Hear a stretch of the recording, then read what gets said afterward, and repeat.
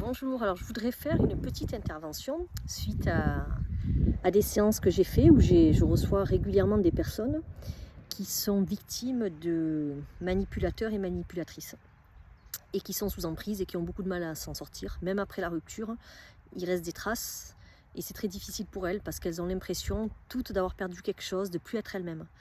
Alors en fait, quand on est victime de manipulateurs ou manipulatrices, ce qui revient le plus souvent, c'est en effet cette perte de soi-même. Alors moi, je pense que cette perte de soi-même, et beaucoup de théories le disent, et je rejoins ces théories-là, c'est qu'en fait, cette perte, c'est la perte de l'estime de soi et de la confiance en soi. Parce que si vous avez été victime de manipulateurs ou manipulatrices, souvent ces personnes-là vous font comprendre, une fois qu'elles vous ont dans leur filet, qu'en fait vous êtes un moins que rien ou une moins que rien, que vous êtes nul, qu'à part eux personne ne vous voudrait. Vous voyez, il y a beaucoup de dévalorisation. Et je pense que ce manque, c'est plus le manque d'estime de vous, l'estime de soi et la confiance en soi qu'on perd.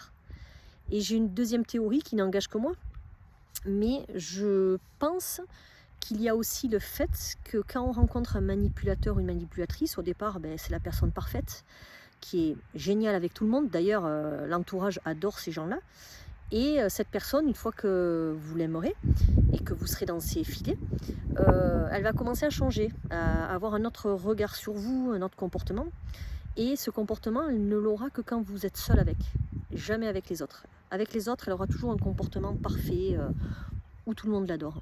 Et ce que je pense, qui n'appartient qu'à moi bien sûr, vous avez le droit de penser le contraire, mais je vous partage quand même mon idée, c'est qu'en fait, quand on pense avoir trouvé enfin l'âme sœur, quelqu'un qui est parfait au premier regard et dans les premières semaines, voire les premiers mois, et qu'on découvre que cette personne n'est pas exactement celle qu'on pensait parce qu'elle nous a bernés et qu'elle a été fausse avec nous, je pense que c'est très difficile de l'admettre et que quelque part, les personnes qui sont victimes de ces manipulateurs et manipulatrices ne veulent pas en fait se rendre compte qu'ils se sont fait avoir et que non, c'est pas la bonne personne.